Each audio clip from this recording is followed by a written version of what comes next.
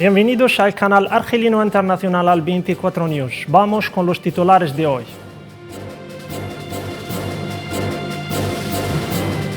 El enviado personal del secretario general de las Naciones Unidas, Staffan de Mistura, visita Argelia.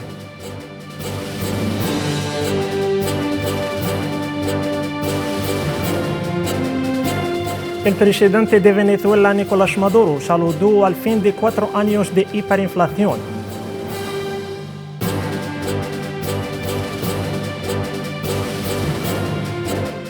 España y Estados Unidos acuerdan unir fuerzas para resolver el conflicto del Sáhara Occidental.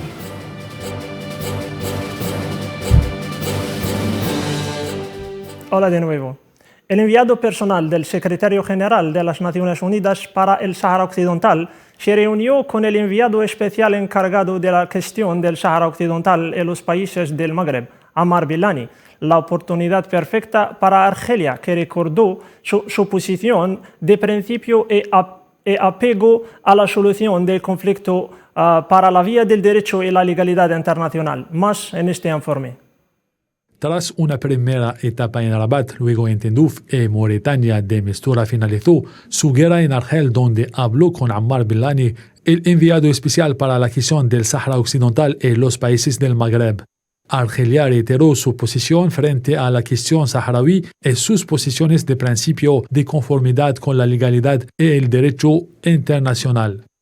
En una nota de prensa del Ministerio de Asuntos Exteriores, Argelia recordó el contexto en el que se desarrolla la visita del enviado personal de las Naciones Unidas para el Sáhara Occidental, un contexto marcado por la ruptura unilateral por parte de Marruecos del Acuerdo de Alto el Fuego de 1991 por el flagrante ataque sobre la zona desmilitarizada del Gargarat. Un contexto muy desfavorable para entablar conversaciones confiables y serias. No obstante, Argelia sigue comprometida a entablar negociaciones directas cuando se den las condiciones de buena fe y sin condiciones previas entre las dos partes saharaui y marroquí, tal como se identifica en las resoluciones del Consejo de Seguridad. El comunicado de prensa de Asuntos Exteriores de Argelia sobre esta mistura guerra y su última escala en Argelia muestra una vez más el apego de Argelia al artículo 4 del Acta Constitutiva de la Unión Africana, a saber, el rechazo de las condiciones previas y la propuesta de autonomía marroquí, insistiendo en el Acuerdo Conjunto de 1991. Y acompañándome en vivo desde España, señor Abdullah Arabi, representante del Frente Polisario en España. Señor Abdullah, la misión de Mistura parece complicada. ¿Cuáles son las posibilidades de éxito del diplomático italiano? Muy buenas, Hassam. Gracias por ofrecernos la posibilidad de esta entrevista. Y en cuanto a su pregunta, decirle que la visita de Mistura a la zona y a los campamentos de refugiados saharauis entra en el marco de la toma de contactos con las partes implicadas, el Frente Polisario y el Reino de Marruecos, y tratar de escuchar y hacerse una idea de la situación. Evidentemente, su visita coincide con una situación totalmente nueva en la región, provocada por una guerra como consecuencia de la ruptura del alto el fuego por parte de Marruecos y el retorno de las acciones bélicas al Sáhara Occidental. Una tensión también a nivel de la región entre los dos países llamados a liderar un proceso de integración de la Unión del Magreb Árabe, que es Argelia y Marruecos. Y en este contexto entra esta visita. Nosotros le hemos recibido como es debido y le hemos trasladado nuestra cooperación y colaboración para que tenga éxito su misión, que consiste en relanzar el proceso político que conduzca a una solución al conflicto del Sáhara Occidental, una solución que tiene que estar basada indudablemente en la legalidad internacional y el derecho internacional, porque estamos ante un tema de descolonización inacabado y por lo tanto Dime, señor Abdullah, todo el derecho de Porque decidir el partido la saharaui es opción pesimista de la independencia por sobre la que esta luchamos visita, el pueblo saharaui, sobre la el Frente capacidad Polisario, de Mistura AP, para lograr avanzar el proceso político. Nosotros siempre albergamos la esperanza de Dime, que señor Abdullah, la misión del enviado especial de las Naciones Unidas tenga éxito, evidentemente, porque nosotros estamos dispuestos a contribuir a que ese trabajo pues tenga su recompensa. Lo que no vemos con mucha claridad es la voluntad por parte de Marruecos, es nula prácticamente, no existe. Marruecos intenta, como ha reiterado a través de su ministro de Exteriores, que no va más allá de la autonomía. Nosotros consideramos a Marruecos como una potencia ocupante, consideramos que el territorio del Sáhara Occidental es un territorio pendiente de descolonización y por lo tanto es las Naciones Unidas la que tiene que llevar a cabo la aplicación del derecho internacional, del respeto de la Liga Internacional y sobre todo la aplicación de sus resoluciones internacionales. Evidentemente la única posibilidad para solucionar esta situación es mediante el ejercicio del derecho a la autodeterminación por parte del pueblo saharaui. Y ese derecho tiene que ser ejercido dentro del marco de la naturaleza política y jurídica del conflicto del Sáhara Occidental, que es un proceso de descolonización, que es un país que ocupa una parte de otro país, que es la República Árabe Saharaui Democrática, y el derecho a la autodeterminación de los pueblos para culminar los procesos de descolonización. Por lo tanto, este es el mensaje que hemos transmitido al señor de Mistura. Por un lado, estamos abiertos a cooperar y colaborar con su trabajo para que su misión tenga éxito, pero también seguiremos luchando por nuestra libertad e independencia en el marco de todos los señor, derechos la comunidad legítimos que nos internacional otorga adopta el principio de un referéndum de autodeterminación como solución al conflicto.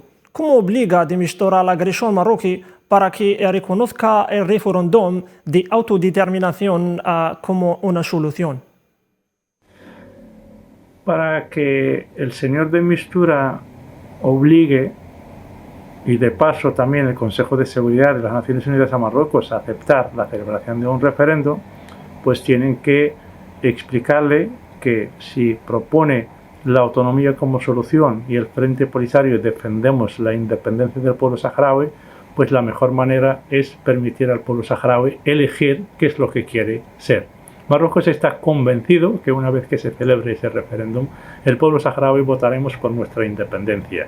Por eso intenta obstaculizarlo y retrasarlo y tratar de presionar a los países influyentes para que no presionen políticamente a Marruecos. Nosotros entendemos que pedirle a una monarquía feudal como Marruecos que acepte un referéndum de autodeterminación es muy difícil porque es una monarquía que no está acostumbrada a la celebración de votaciones con el sufragio universal, porque tiene mucho miedo, sabe que va a perder ese referéndum de autodeterminación por parte del pueblo saharaui y trata de impedir cualquier celebración de ese referéndum. Por lo tanto, está en manos de las Naciones Unidas si quieren ser coherentes con sus resoluciones internacionales, si quieren ser coherentes con el derecho internacional, si quieren ser coherentes con las resoluciones del Consejo de Seguridad, es obligar a Marruecos a aceptar la realidad, que es el permitir al pueblo saharaui pronunciarse sobre su derecho a la autodeterminación para elegir la opción por la que lleva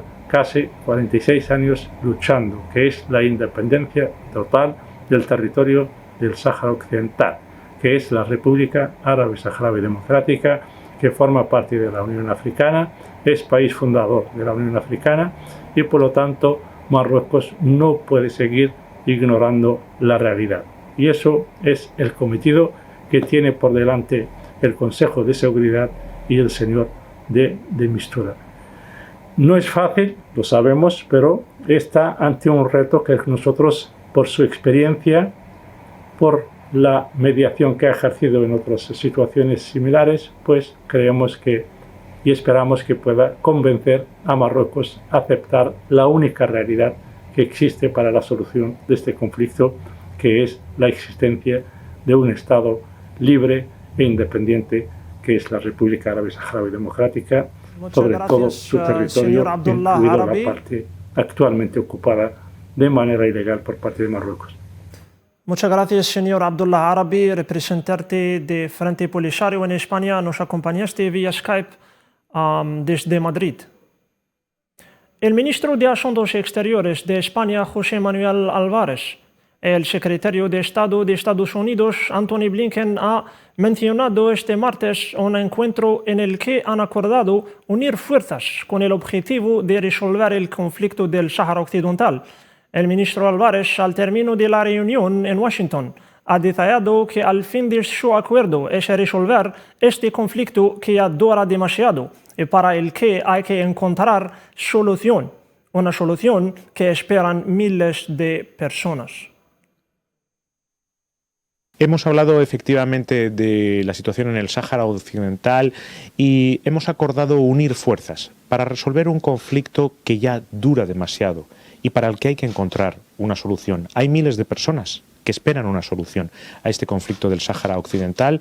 También le he informado de que el viernes en Madrid me reuniré con el enviado especial del secretario general, Stefan de Mistura, y que Stefan de Mistura en estos momentos, la gira que está haciendo por la región, la está haciendo en un avión de las Fuerzas Armadas Españolas. Y hemos estado de acuerdo, los dos somos miembros del grupo de amigos del Sáhara en el seno de Naciones Unidas, de unir fuerzas. En plena incertidumbre energética internacional y tensiones entre la OTAN y Rusia, el ministro de Asuntos Exteriores de España, José Manuel Álvarez, reafirmó que la estabilidad del suministro energético acordado con Argelia está garantizado, dada la fiabilidad del país norteafricano como aliado serio e estable. Más en este informe. En medio de la incertidumbre energética internacional y las tensiones entre la OTAN y Rusia, el ministro de Exteriores, José Manuel Álvarez, ha asegurado la estabilidad del suministro energético pactado con Argelia. El canciller español ha señalado que durante sus encuentros con las más altas autoridades argelinas, encabezadas por el presidente Abdelmadjid Tebboune, recibió totales garantías de que el gas argelino, que es el que alimenta el mercado energético español, está totalmente garantizado y que los españoles pueden estar muy tranquilos. Mire, ese por supuesto es un debate que estamos teniendo en el seno de la Unión Europea y en el seno de la OTAN, aunque la mayor parte del suministro energético de gas de España viene de Argelia, y cuando yo viajé a Argel, me recibió el presidente de la República, el ministro de Asuntos Exteriores y el ministro de Energía, recibí totales garantías de que el gas argelino, que es el que al final alimenta el mercado gasístico español, está totalmente garantizado. El suministro de gas argelino a España está totalmente garantizado. Los españoles pueden estar muy tranquilos, y sobre esto quiero ser muy claro y muy firme, muy tranquilos. No habrá escasez de gas argelino aquí. Por lo tanto, esa es la gran noticia, y cuando yo hablo con las empresas gasísticas españolas me confirman que esto está siendo así. Por lo tanto, el ministro ha querido enfatizar en este punto para cerrar el debate sobre la capacidad y compromiso de Argelia tras cierre el gasoducto Maghrebí-Europa, que atravesaba el territorio marroquí. Aprovechando su presencia en el desayuno informativo de Europa Press, José Manuel Álvarez ha querido enviar un mensaje de agradecimiento a Argelia por su desempeño como un aliado fiable en la región mediterránea. El suministro energético español es muy poco dependiente del este. Nuestro socio energético de primer orden, y agradezco a Argelia el que se ha mostrado en estos momentos como lo que es un auténtico socio estratégico de España, muy especialmente en materia energética, está totalmente garantizado. Esto se produce en medio de una grave crisis energética en Europa, provocada por el aumento de la tensión entre Rusia y Occidente. La Policía Nacional de España ha detenido al Pablo Escobar español de la heroína, que era el mayor importador de esta droga. Estaba al frente de una organización criminal que tenía su base en Toledo, operaba en distintas provincias españolas y adquiría grandes cantidades de esta droga en Países Bajos. Venezuela reforzó su presencia militar en el estado Apure en la frontera con Colombia, con la finalidad de apoyar a la zona operativa de defensa integral número 31 en la lucha frontal contra los grupos Tancol, término con el que las autoridades venezolanas definen a terroristas armados narcotraficantes colombianos.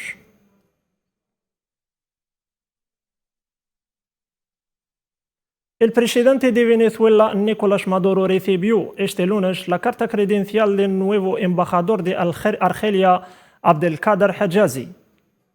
La carta credencial es el documento que acredita a un embajador extranjero como representante y máxima autoridad diplomática de otro país en Venezuela. En su mensaje anual a la nación, el presidente de Venezuela, Nicolás Maduro, saludó el fin de 4 años en el que su país experimentó hiperinflación. Maduro dijo que esto los hace optimistas. Más detalles en este informe. Después de 4 años, el Banco Central de Venezuela afirmó que la hiperinflación podría ser cosa del pasado en el país. El presidente de Venezuela, Nicolás Maduro, celebró la salida del país de la hiperinflación y proyectó un crecimiento económico de 4% en el país en 2021. Con mucha inteligencia, audacia y sabiduría, el año 2022 emprender un camino para ir aplanando y derrotando la inflación alta. La hiperinflación, que comenzó en 2017 en el país sudamericano, alcanzó el 686% de inflación, la más alta del mundo. El 94% es pobre, el 77% es pobreza crítica. Esa gente, cuando reciba dinero, el dinero le va a alcanzar, le va a rendir un poquito más para poder comprar alimentos, bienes y servicios. En su rendición de cuentas ante el Parlamento, que duró más de 3 horas, Maduro presentó 2022 como el año de la expansión del crédito. En medio de la mayor crisis económica de su historia moderna, con al menos 7 años de recesión. Este año 2022 vamos a una expansión del crédito, del financiamiento y del apoyo a los emprendimientos del país. Durante la crisis, los venezolanos han recurrido al uso del dólar estadounidense, tanto como sea posible, para aliviar los efectos de los aumentos galopantes de precios, evitando el bolívar nacional, una medida que ha ayudado a frenar la inflación. En vista de que ya el dólar más o menos tiene 3 o 4 meses que se ha mantenido, entonces ya tú vuelves como a reorganizar, y si sientes que te alcanza más, que ya tú puedes planificar y puedes comprar. A pesar de la visión positiva de Maduro sobre la recuperación de la economía, una parte de la población no ve esto reflejado en su propia situación personal. Venezuela es también un país con uno de los salarios más bajos del mundo, con un salario mínimo de menos de $5 mensuales. Los bajos salarios han hecho que los venezolanos busquen otras opciones para ganarse la vida fuera de las empresas públicas o privadas.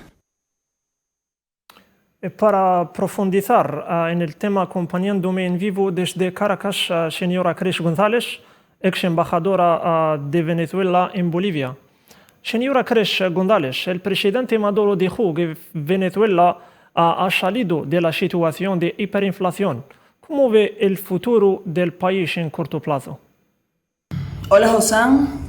Lo que siempre hemos visto es un pueblo noble, un pueblo venezolano noble, valiente, que no está dispuesto a dejar de ser libre y soberano, y que ha logrado resistir y superar los ataques más despiadados impuestos por parte de los Estados Unidos y sus secuaces en la región, con la imposición de un bloqueo económico financiero cuyo fin ha sido doblegar a la revolución, atacándola en las áreas más sensibles, en la alimentación y la salud. Un bloqueo que es criminal y que debemos subrayarlo. Ha impedido al gobierno venezolano la realización de pagos, de compras, de las actividades más básicas de quienes ejercen la acción gubernamental deben realizar para proporcionar bienestar a la población y para poder cumplir con funciones para las cuales fue elegido este gobierno. mediante el voto libre y democrático del pueblo que así constata en sus distintas funciones. Ese es el país y más aún el pueblo que yo veo en el futuro, el pueblo que yo conozco y que sé es un pueblo que se está recuperando con sus tiempos, que en comparación con la guerra multidimensional que nos han aplicado, el imperialismo ha ido llevando una recuperación bastante rápida, pero que también es cierto que esta recuperación no puede ser tan veloz como esperáramos y poder volver a alcanzar los niveles que se habían logrado con el comandante Chávez. Eso es difícil, pero no es imposible porque te subrayo, la guerra, el bloqueo, que a pesar de que continúa, la población venezolana se está recuperando. Estamos inmersos en sortear las medidas coercitivas unilaterales que nos han impuesto los Estados Unidos. Sin embargo, las cifras nos dan señales de recuperación. Cifras que por supuesto no vas a ver en las grandes cadenas de las transnacionales de comunicación y que se perciben en las calles de Caracas y de las grandes ciudades venezolanas.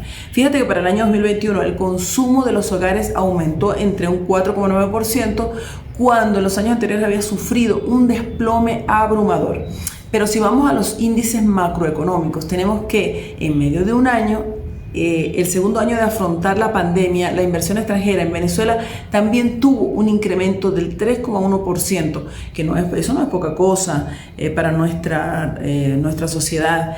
Esto en comparación con otros países, obviamente, pero haciendo referencia a la cotidianidad, el venezolano y sobre todo la venezolana, porque si algo tiene la revolución bolivariana es la fuerza, la valentía. Dime, ¿qué impacto tuvo la pandemia de COVID en la economía venezolana? Debo insistirte, Josán, en que antes de la llegada de la pandemia la economía venezolana ya estaba profundamente afectada por las sanciones económicas y financieras norteamericanas, además de un mecanismo de bloqueo hecho a través de la creación de un gobierno ficticio con la autoproclamación de un presidente paralelo llamado Juan Guaidó, que en la acción surreal fue aceptado por los Estados Unidos y sus países aliados. Pero esto fue una acción que le causó mucho daño a Venezuela, aunque nos pueda causar risa y hasta es incrédulo para mucha gente aceptar este tipo de locuras, porque ningún gobierno serio debería reconocer como legítimo la proclamación de un presidente en una plaza sin una elección democrática. Volviendo al punto que te quiero referir, este personaje se encargó de subastar los activos venezolanos en el exterior, caso de grandes empresas y activos físicos como el oro dentro de bancos internacionales. Esto descontroló los equilibrios. O sea, ¿cómo te puedo explicar? El gobierno venezolano, a pesar de estas locuras, logró controlar esta situación en el ámbito interno y te destaco que en los últimos 4 meses Venezuela ha tenido de manera consecutiva una inflación de un solo dígito y esto ha logrado estabilizar en la economía real, lo que ves en la calle, lo que vives día a día. La inflación más baja que hemos tenido desde 2015 fue en el año 2021. Asimismo, hemos sufrido una crisis durísima por el tema del COVID y hemos salido adelante con las mejores cifras también. En medio de la pandemia, el gobierno venezolano, fíjate tú que a pesar de todo el bloqueo, nuestro gobierno ha logrado llevar adelante una situación estable.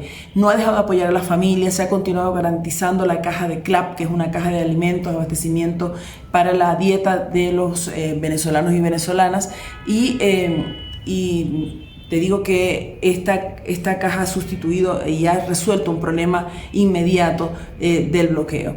No hay ningún tipo de discriminación sobre el tema de la entrega de esta caja y de los bonos referidos al apoyo a las familias más pobres. Esta es toda una historia, el cuento de la historia de la caja de CLAP. Hemos tenido la vacunación, hemos llevado adelante la vacunación a pesar de todo lo que se ha hecho para impedir la compra de las vacunas. Se han bloqueado cuentas del Estado venezolano para que se obtengan las vacunas. Hemos contado con grandes aliados. Señora Kresh, dime, ¿qué tan importante es eso para Venezuela y para los países de la OPAP?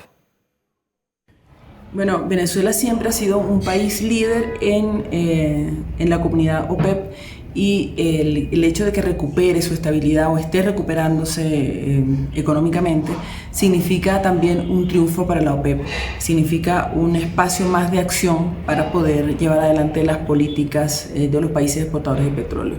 Venezuela siempre ha estado al frente, estado su política exterior al frente de la comunidad de OPEP, así que bueno, es una gran noticia también para los países. Embajadora de Venezuela en Bolivia, nos acompañaste vía Skype desde Caracas.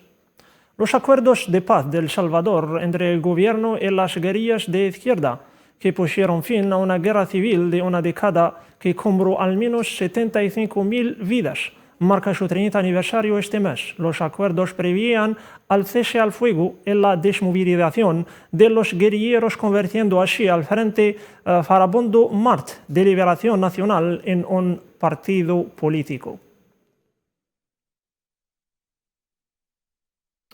Los teléfonos móviles de docenas de periodistas y activistas en El Salvador han sido pirateados desde al menos principios de 2020. Se les implantó Pegasus, el software espía creado por la entidad sionista generalmente disponible solo para los gobiernos y las fuerzas del orden, según un nuevo informe de un grupo de vigilancia. Las altas olas atribuidas a la erupción de un volcán submarino en Tonga provocaron un derrame de petróleo en la costa peruana. Las autoridades locales anunciaron que el derrame fue controlado en cuestión de horas y que hay un proceso en curso para limpiar el área. La erupción del sábado provocó olas que atravesaron el Pacífico. Una campaña para vacunar a niños de 5 a 11 años contra el COVID-19 comenzó el lunes en São Paulo, Río de Janeiro y otras 8 grandes ciudades de Brasil, a pesar de las objeciones del presidente Jair Bolsonaro. Los campamentos de inmigrantes mexicanos se están quedando sin espacio debido al aumento significativo en el número de familias que llegan a sus puertos. Los directores de albergues en Tijuana, México, dicen que tanto el espacio como la comida para todos son limitados, lo que hace imposible tener más solicitantes de asilo y se ven obligados a rechazarlos. Y ahora recordemos nuestros titulares. El enviado personal del secretario general de las Naciones Unidas, Staffan de Mistura, visita Argelia.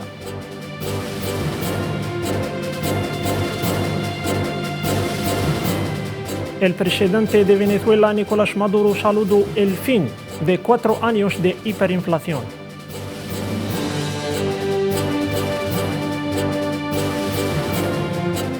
España y Estados Unidos acuerdan unir fuerzas para resolver el conflicto del Sáhara Occidental.